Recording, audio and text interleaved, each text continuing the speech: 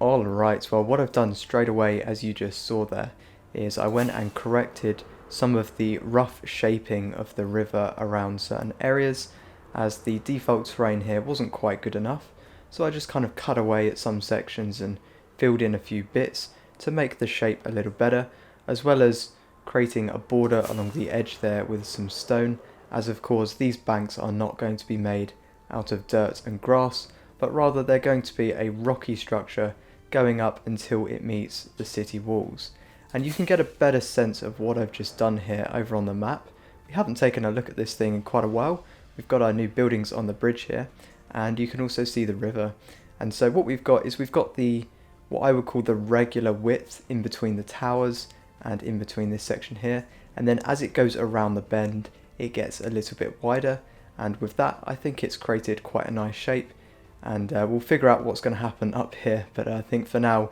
we're just sort of going to take it up until this point. I've also brought up all of the banks to match the future shape, as well as carved away at the bottom to create room for the custom riverbed that I'm going to create, and that is also why I've gone and removed the temporary one that I had over here. That is because I want to have quite a detailed riverbed, and that includes putting things like gravel, which of course are a gravity block, in as part of it, and to do that it means I need to have some kind of an underlayer, and the structure I had already created was just a little bit too high. And so what I think I'm going to do is grab myself some cobblestone, which I pretty much have an infinite amount of at the moment, and create an understructure for me to then come back through and place the detailed layer on top. Finally, as you may have also noticed, I've begun carving away at the landmass here, and that's because as I plan things out, I've decided that I want the edge of the city, where the walls are going to be around the height of this bridge, since that makes sense, and as we come along I want it to slowly raise a little bit higher as we get to this section, so that there's a bit of contrast to the other side, which will be slightly lower, and it also works quite nicely with the tower here, as I think this is a good height to have some kind of an entrance, but we'll figure out the specifics of all of this later. What I'm going to do now is get to work on putting together that temporary foundation for the riverbed.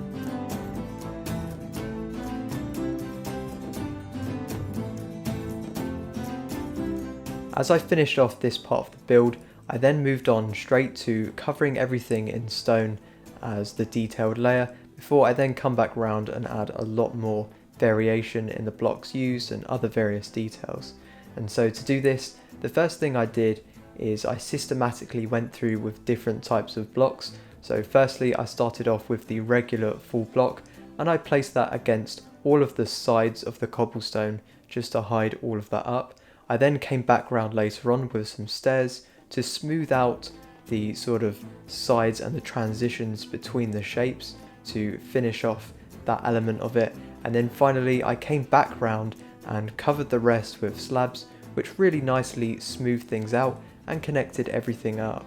You'll also notice whilst I'm putting this together that in between making the cobblestone and filling out the stone sections, I did actually come back round off camera and just place a couple more cobblestone blocks here and there to randomize the shape of the riverbed, just to make it less repetitive and more realistic, so that when I put the stone on top, I have less work when it comes to actually, having to add more kind of realistic shapes when I add the other various blocks in later on.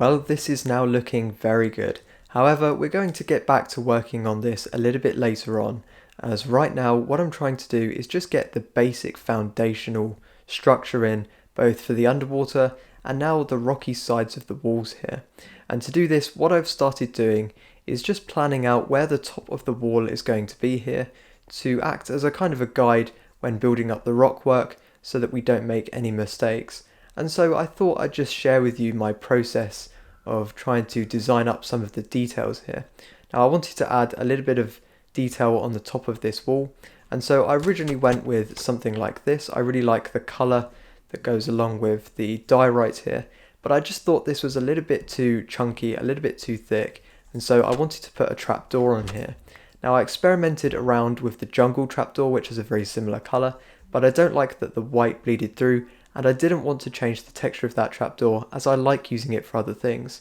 So what I've gone ahead and done is changed the mangrove trapdoor to look like this. Now the reason I've done that is in my texture pack, the double half slab texture changes to this one right here, which has a few use cases, and I especially like how it looks in the trapdoor form.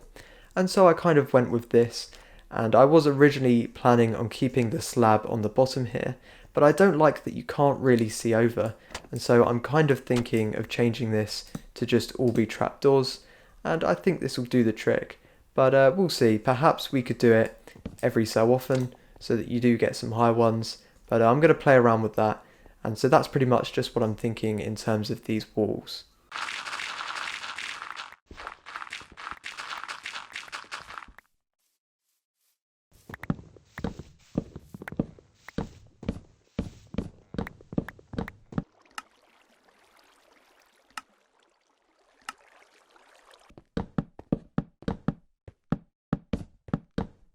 With a couple of more bits out of the way and the guide for my wall in place, I was then able to start working on filling out all of the rest of this space with the custom rock work. And so this was pretty simple. I kind of just threw it together so that I could then come back over, similar to the riverbed, with my detailed blocks to kind of finish this off. But you'll notice that as I'm putting this together, I decided not to go the entire length of the river like I did below, but rather just keep it to one side of the bridge, as this video is already taking me a while to put together, and honestly we're not going to be working over on that side of the city just yet, and so I figured it doesn't make sense to put any effort over in that area. Instead I'll keep it to this side, make sure it's nice and detailed, and we'll focus on getting the front of the city out of the way first.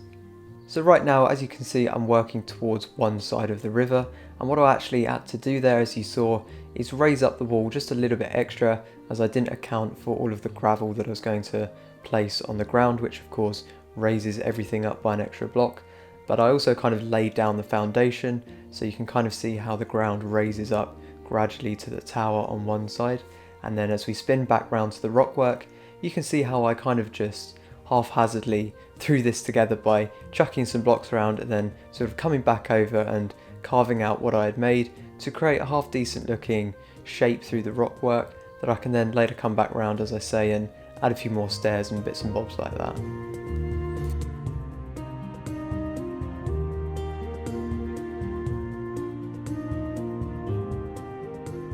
I did want to make sure that our beautiful bridge here looked good from both sides, so I did extend both the rockwork and the walls just a little bit past the bridge so that we can get a rough idea of what it will look like in the future. And this left me with a kind of an interesting dilemma of how to connect the walls with the buildings, as it's an awkward kind of transition to deal with, and I kind of just went with using a little bit of stone in between to mesh them together. I'm not sure how much this would make sense. I'm imagining that they had some large rocks here and they kind of just carved through them to build the buildings, or maybe they piled it up as they constructed the wall here, but it aesthetically looks quite nice, and I think it's a much better transition than just having sort of a brick wall go straight into a wooden structure. I don't think that would look quite right. Finally, I had this massive section of rock work to finish off here, and whilst putting this together, I was very happy I decided not to do the entire length of this thing, as for whatever crazy idea, I decided to fill this thing in solid, and it did take quite a bit of time. Now you'll notice that as I'm putting this together, just to sort of save time, I did sort of throw the first few blocks down quite repetitively along the base, and once I'd kind of gone back over this and turned it into roughly what I wanted it to look like, it didn't look quite perfect. It's not, you know, the kind of best method of building rockwork in my opinion, so off camera I did kind of come back and correct some of the quirky looking bits and try and fix up some of the shapes, but it didn't help that the wall on this one is a little bit further away, and so the rockwork wasn't able to be quite as steep, which I found a little bit more tricky to work with. So maybe in the future I'll try and bring the walls in a little bit more, but I suppose in some ways it's good that this side is a little bit different than what the rest is obviously going to be, as we like to have a bit of variation, and I'm sure that on some of the flatter areas I can add a little bit of plants and weeds and maybe a bit of dirt just to mix up that side and kind of fix the rockwork that doesn't look quite right because it gets a little flat in some areas. Alright, well what I'm doing right now is I'm just quickly taking a pit stop over at the world map temple right here. This is where I've got my board with all of my patrons. It is quickly growing. I've had to expand it here, so thank you once again. But you'll also notice that if we head on down, I've done quite a bit of landscaping over in this area as well. And I just sort of wanted to take a quick look at this thing to kind of admire some of the gradient work that I did here, as this is kind of a new concept for me, and I really enjoyed how this turned out. I think I'd really quite like to do something similar in the project that I'm working on right now,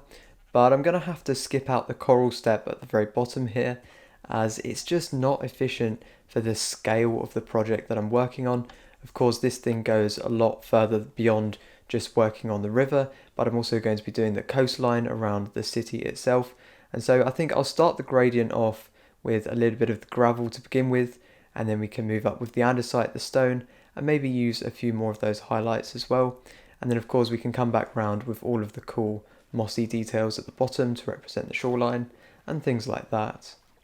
So I'm thinking of just sort of coming through like this and starting off by placing a couple of bits of gravel and then moving on to the other layers. And I think that I might even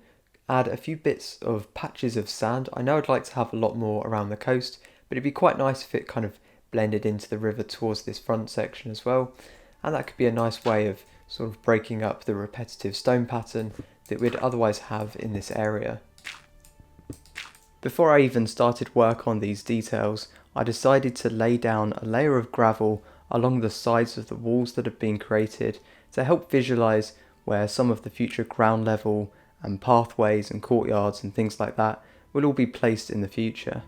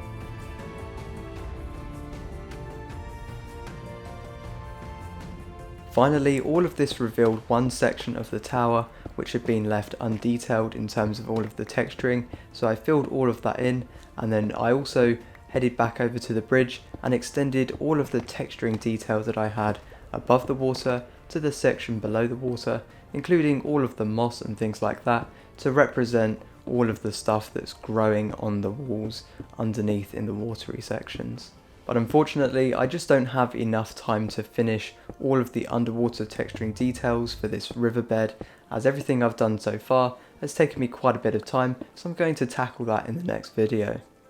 So let's take one final tour of this place, just to give you an in-person perspective of everything that's been built so far, and give you a sense of the atmosphere that all of this has created. I gotta say, a lot of shulker boxes worth of blocks have been placed in this video, and compared to some of the previous episodes, the amount of ground that we've actually covered here with new projects is really quite amazing, especially when you fly on up here. It seems like it's made such a huge impact to the area, especially with some of these gravel sections that we placed in towards the end. Now, as you see here, I did sort of bring some of this rock work up, and it's left us with this nice area here, which I think would work really nicely as a courtyard in the future. I would like to have a lot of the buildings go right up against the edge of the wall, but I think with this place being so nice and wide as it is, it inspires me to add some kind of a large tree here in the future or something, so I'm really looking forward to experimenting around with that sort of stuff. It's also opened up these sections quite nicely,